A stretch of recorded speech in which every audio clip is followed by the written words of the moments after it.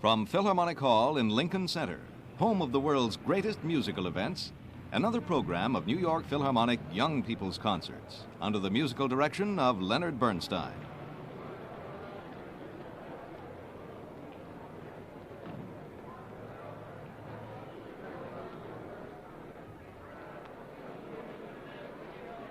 This special program is being brought to you by Polaroid Corporation.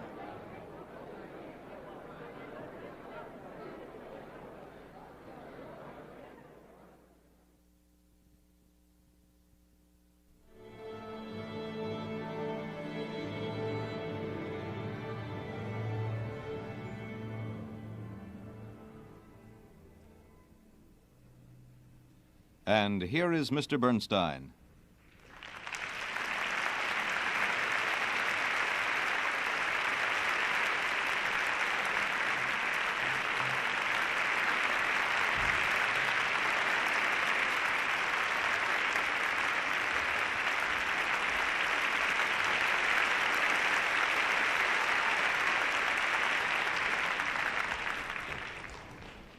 My dear young friends, this program is going to be a little different because we're going to be playing around in outer space.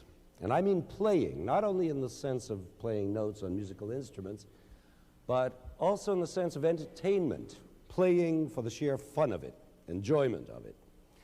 Now, these days, when we think of outer space music, the first thing that pops into our heads is that well-known fanfare from 2001.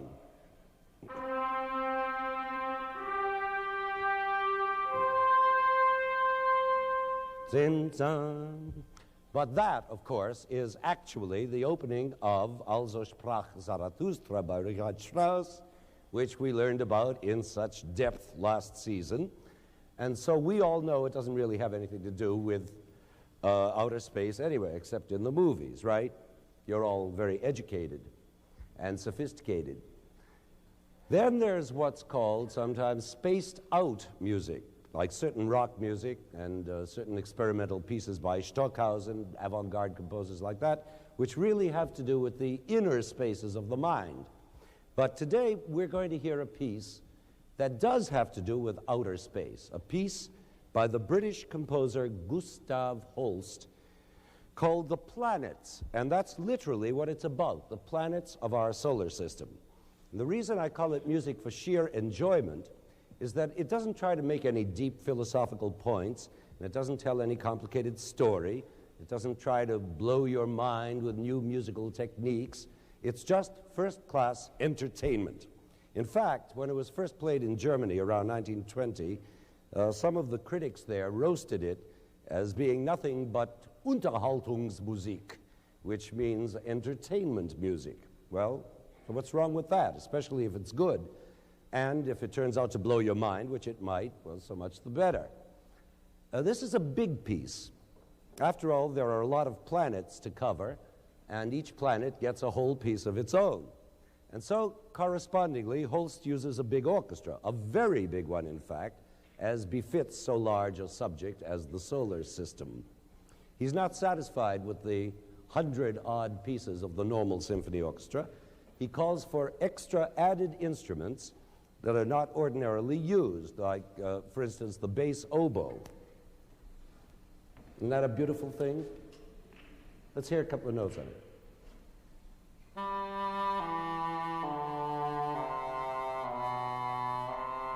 Terrific. And then he asks for a tenor tuba.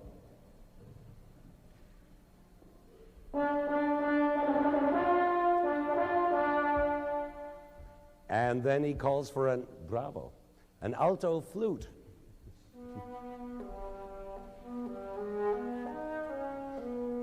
Isn't that a beauty?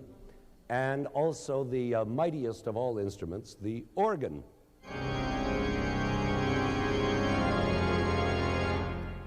Which is practically a whole orchestra in itself. And besides all that, he uses 6 horns instead of the usual 4, and he uses 2 sets of timpani instead of 1, and a whole raft of assorted percussion instruments and a lot more. Now, all this can make a terrific noise, as you can imagine, but they can also make some very spooky whispery sounds that seem to come from light years away, as you'll soon hear. Now, it may surprise you to learn that Holst's planets, well, it's hard to say, Holst's planets are 7 in number. That is, there are 7 movements, one devoted to each planet. Now, how come 7 when every child knows that there are 9 planets moving around the sun? Well, the answer is that at the time Holst composed this work, over 50 years ago, the 9th planet, which is Pluto, had not yet been discovered. So we're down to 8. Then, on top of that, he left out another planet that we consider pretty important, namely Earth, which leaves us with 7 planets: Mars, Venus, Mercury, Jupiter, Saturn, Uranus, and Neptune. But why did he leave out, of all things, our very own planet Earth? And that's an interesting question, because the answer, of course, is that Holst wasn't at all interested in astronomy, but in astrology. I'm sure you all know the difference. Astronomy is a science, and astrology is a sort of science. We all know that in astronomy, the sun is the center of our system, and we planets all revolve around it. But in astrology, the Earth is the center, and everything else revolves around us, including the sun and the moon, which doesn't make much sense, but there you are.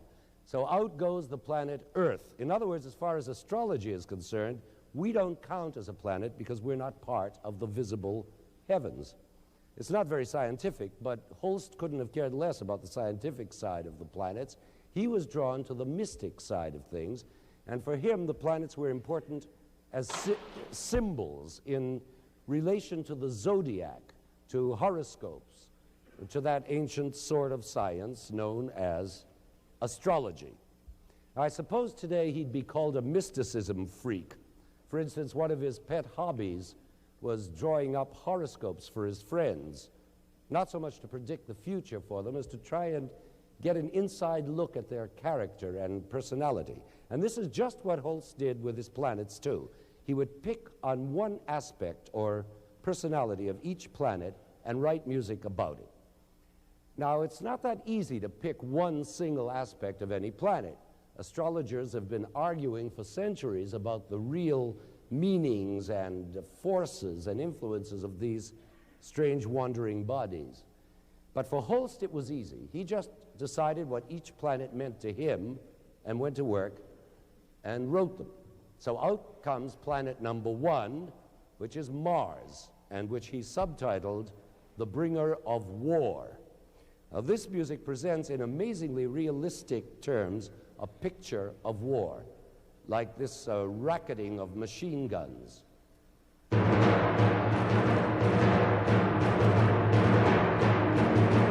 And then there's the grinding of monstrous tanks.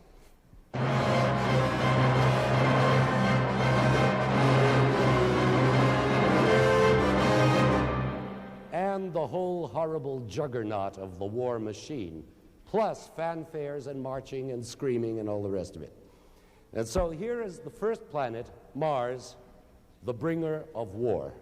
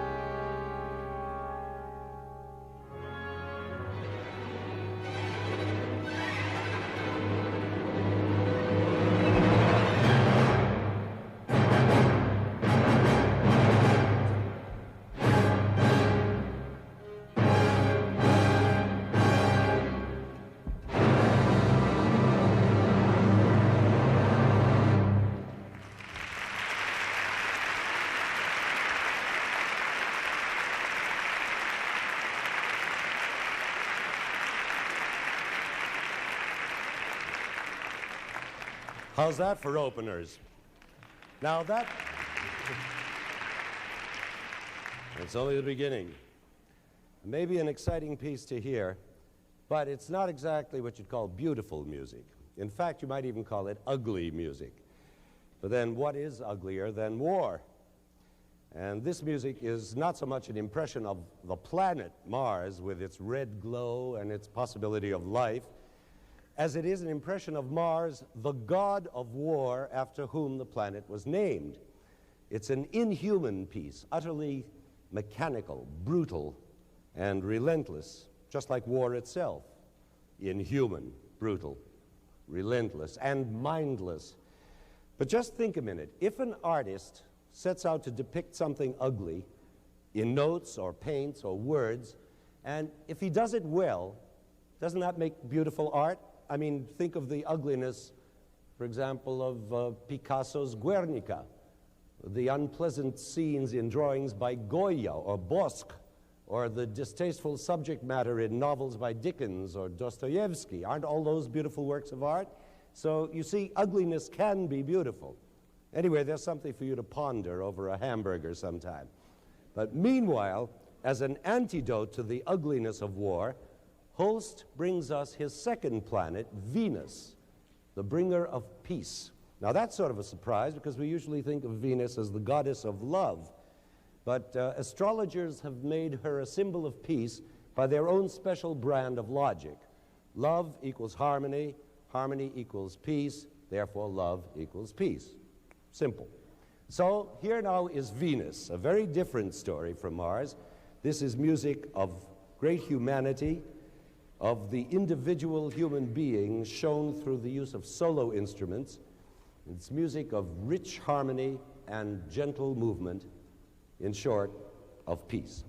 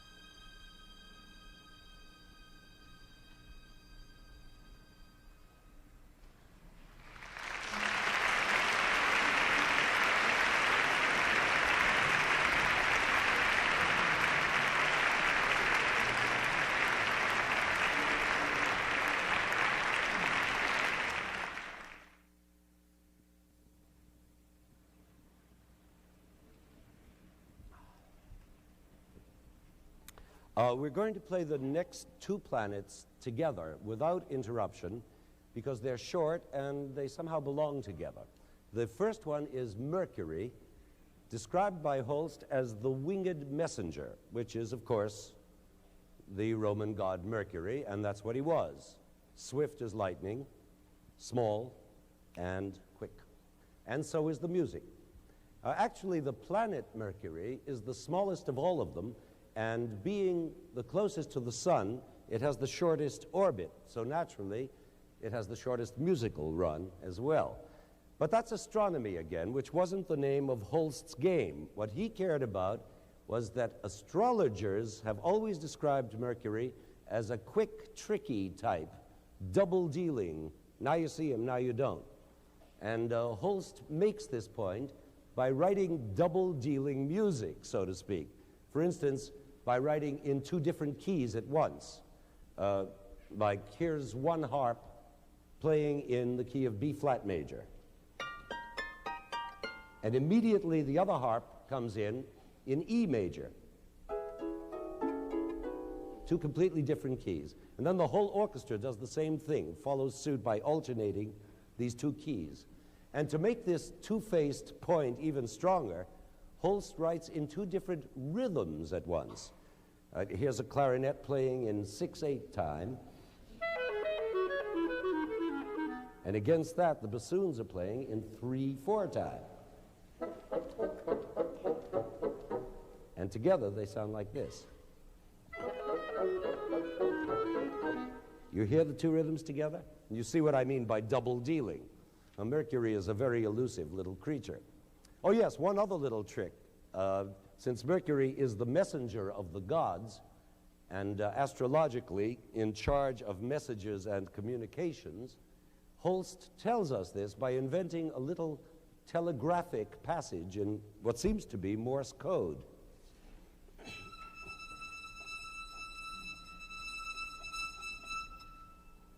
And then this is later repeated by the glockenspiel.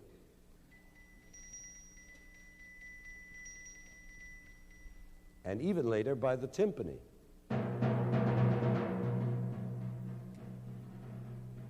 I've always suspected some secret message in this music, but I've never been able to discover what it is. Maybe some Morse code expert among you out there can decipher it and let us know. Anyway, that's Mercury. And his companion is his exact opposite, Jupiter, the hugest planet of all, the master, the chief god.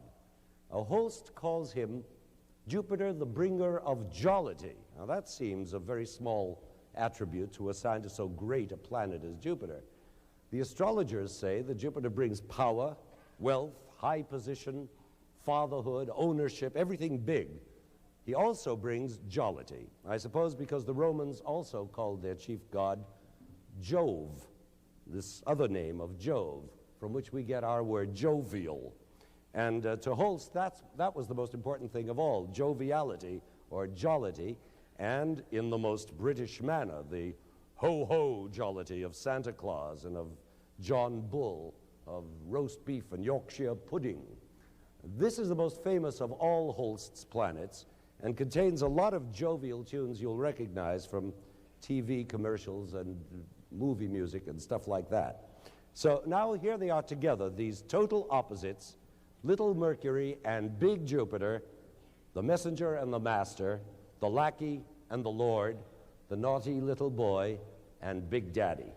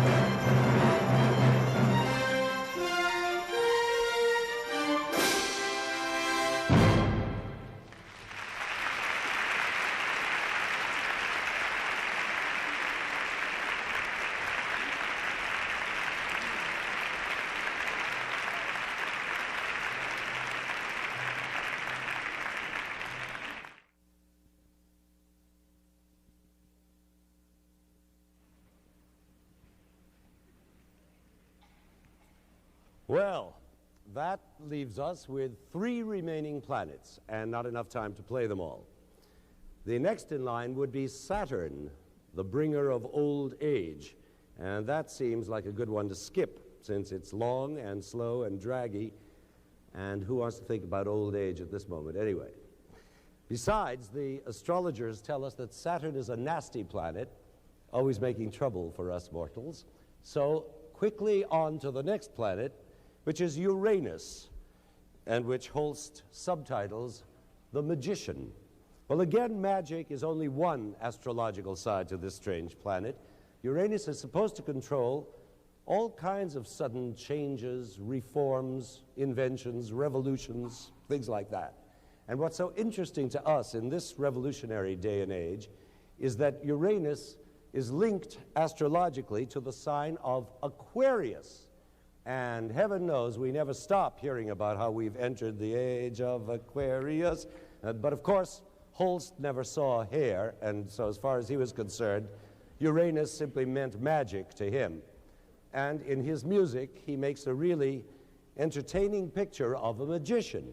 In fact, the music is at times suspiciously reminiscent of The Sorcerer's Apprentice.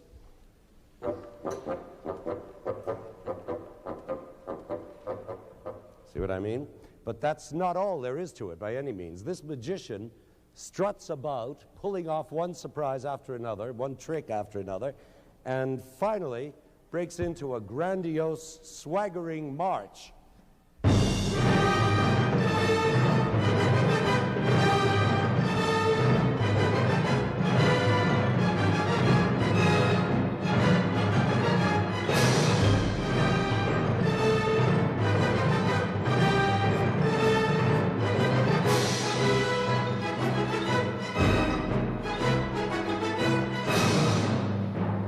Say, come to think of it, that's not a bad tune for the age of Aquarius. Hooray, hooray, the age of Aquarius. Well, maybe not.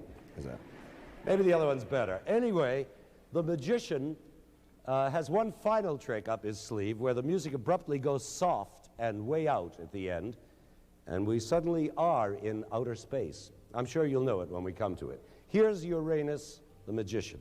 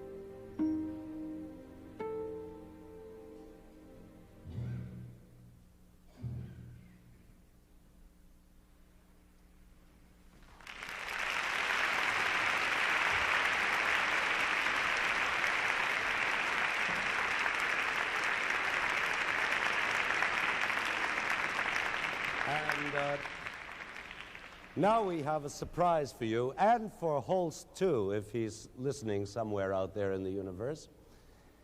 Because instead of playing his final planet, Neptune, which is also long and slow, the New York Philharmonic and I proposed to supply the missing planet, Pluto. You remember I told you that Pluto had not yet been discovered when Holst wrote this work, but he was still alive when it was discovered in 1930, so he had his chance to add Pluto to this work, but for reasons of his own, he didn't. Well, we're going to make up for this omission by inventing a little Pluto of our own.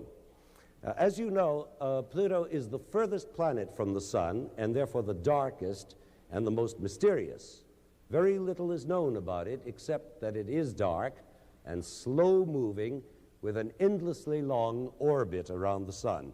It's also the bane of the astrologer's existence, because suddenly there it was in 1930, upsetting all the calculations of centuries and causing no end of confusion in the world of horoscopes. So with all this in mind, we shall now attempt to shed a little light on this dark planet by improvising a Pluto piece. And let's call it, in the manner of Holst, Pluto the Unpredictable. But there any resemblance to Holst will end. This music will not be in Holst's style, nor in anybody's style for that matter, because we don't know what's going to come out. As I said, it's unpredictable. We have no prearranged signals, and we here on stage are going to be just as surprised as you at the mysterious sounds we will be making. In other words, you are about to hear a piece which doesn't exist yet, and which will never be performed again, and which has never been heard, and no one's ever going to hear. It's a once-in-a-lifetime experience, a real spaced-out trip. And here it is, Pluto the Unpredictable.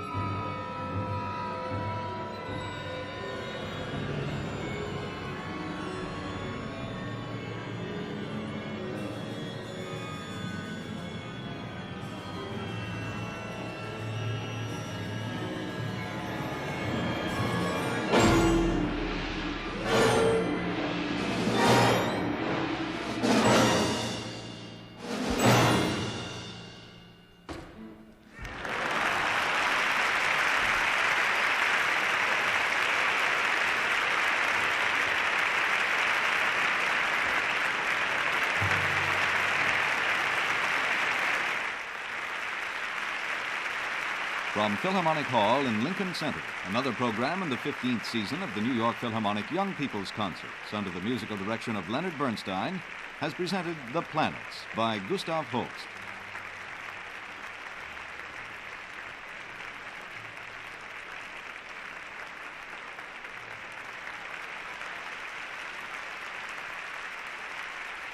The next concert in this series will be seen May 14th, when guest conductor Dean Dixon's subject will be Anton Bruckner. This program was recorded in Philharmonic Hall and was produced and directed by Roger Englander.